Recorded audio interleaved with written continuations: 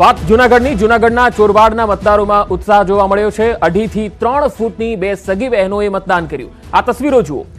શાંતુબેન અને ભૂરીબેને ઉત્સાહભેર મતદાન કર્યું। લોકોને મતદાન કરવા માટે બંનેએ અપીલ પણ કરી।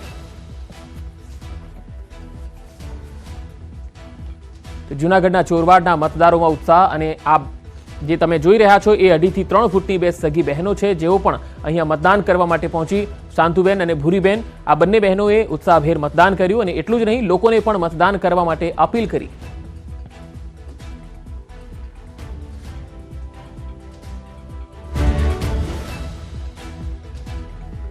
નગરપાલિકાનું મતદાન હાલ શરૂ છે ત્યારે મોટી જે બે બહેનો આવી છે જે ખૂબ ઊંચાઈમાં ખૂબ નાની છે, જ્યારે આપણે જોઈ શકીએ છીએ કે તેની ઊંચાઈ છે માત્ર 3 થી 3.5 ફૂટ છે।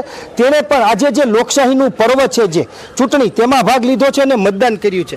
બેન, શું કહેશો? આપનું નામ શું? મતદાન દેવું જોઈએ। હા, શું લાગે મતદાન કર્યું? શું અપીલ કરશો લોકોને? મતદાન કરવું જરૂરી છે। લોકોને મતદાન કરવું જરૂરી છે। તમારું નામ બેન? શાંતુબેન। શાંતુબેન, તમે શું કહેશો બેન? લોકોને મતદાન દેવું જરૂરી છે। હા, તમે આજે મતદાન કર્યું, કેવું લાગ્યું? સારું લાગ્યું। અટાણે હા, એ ઉમાળાને દેવું જરૂરી છે। જે ચોક્કસથી જે આ લોકશાહીનું પર્વ છે તેમાં આ બે સગી બહેનોએ પણ મતદાન કરી અને લોકોને એક અપીલ કરી છે કે લોકોએ અવશ્ય મતદાન કરવું જોઈએ। અતુલ વ્યાસ, ન્યૂઝ 18 ગુજરાતી, ચોરવાડ। લડતી હોય તો બે કીધું એમ વિકાસની રાજનીતિ, એટલે પછી દેશના પ્રધાનમંત્રી હોય, રાજ્યના મુખ્યમંત્રી આદરણીય ભૂપેન્દ્રભાઈ પટેલ હોય કે અમારી સંગઠનની જે રણનીતિ છે, અમારા સંગઠનના અધ્યક્ષ સી આર પાટીલ સાહેબ હોય, અને અમારી સી આર પાટીલ સાહેબ કહે છે કે ભારતીય જનતા પાર્ટીના કાર્યકરનો જન્મ જીતવા માટે જ થયો છે, એટલે જીત એ અમારા માટે ખુશી છે ને અમારો એક ટાર્ગેટ છે ને અમે એ ટાર્ગેટથી ચાલી રહ્યા છીએ। ચૂંટણી પહેલાં કેટલાક વિવાદો પણ સામે આવ્યા હતા અને ટિકિટ વહેંચણીમાં પણ ક્યાંક ને ક્યાંક નારાજગી, તો એની અસર આ મતદાન ઉપર જોવા મળશે એવું લાગે? 450 કાર્યકરો ટિકિટ માગી હતી, 60 લોકોને મળી છે।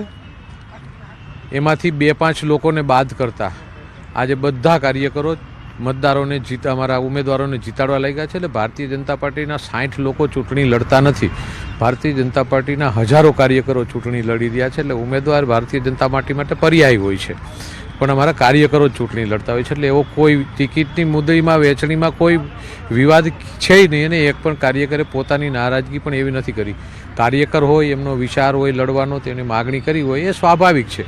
ન મળે તો એમને 1-2 ક્ષણે એને થાય પણ મને ન મળી, પણ એ ત્રીજી ક્ષણે એ જ કાર્યકર ભારતીય જનતા પાર્ટીની વિચારધારા સાથે જોડાય અને એ કામે લાગી જાય છે। વધુ ને વધુ મતદાન થાય એને લઈને શું અપીલ? લોકોને એ વિનંતી છે કે આ લોકશાહીના પર્વનો ઉપયોગ એટલા માટે કરવો જોઈએ કે તમે આપેલો મત એ શહેરના નિર્માણનો મત છે, અને તમે કેવા લોકોને ઈચ્છો છો એ તમે મતદાન કરી અને તમારી જવાબદારી નિભાવી અને તમે શહેરનું સુકાન એને સોંપવાનું છે। એટલે દરેક લોકોએ પોતાનો મત અધિકાર પરિવાર સાથે આપવો જોઈએ, અને એ મતાધિકારથી તમારા મતની તાકાત એ શહેરના વિકાસ માટેની તાકાત બને છે। Thank you sir.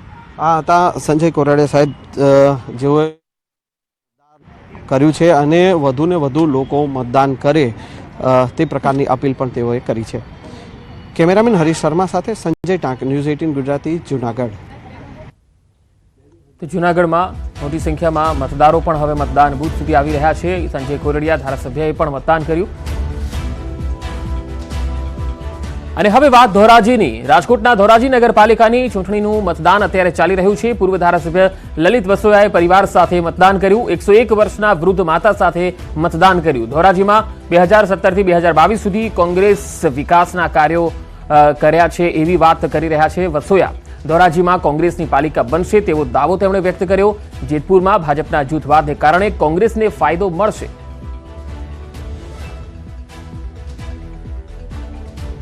રાજકોટ જિલ્લાની 4 બેઠક ઉપર આજે મતદાન શરૂ કરવામાં આવ્યું છે। જેવી રીતે વાત કરીએ જેતપુર, ઉપલેટા, ભાયોદ અને ધોરાજી શાંતિપૂર્વક મતદાન કરવામાં આવ્યું છે। આપ સીધા દ્રશ્યો બતાવીશ કે તે આદર્શ એજ્યુકેશન સ્કૂલના અંદરમાં જે પૂર્વ ધારાસભ્ય છે લલિતભાઈ વસોયા, તે પોતાના માતૃશ્રી 101 વર્ષના માતૃશ્રીને લઈ અને તે મતદાન મથકે પહોંચ્યા હતા અને શાંતિપૂર્વક અત્યારે મતદાન ચાલી રહ્યું તેને લઈને આપણી સાથે અહીંયા લલિત વસોયા પૂર્વ ધારાસભ્ય તેની જોડે આપણે વાત કરવાનો પ્રયત્ન કરશું।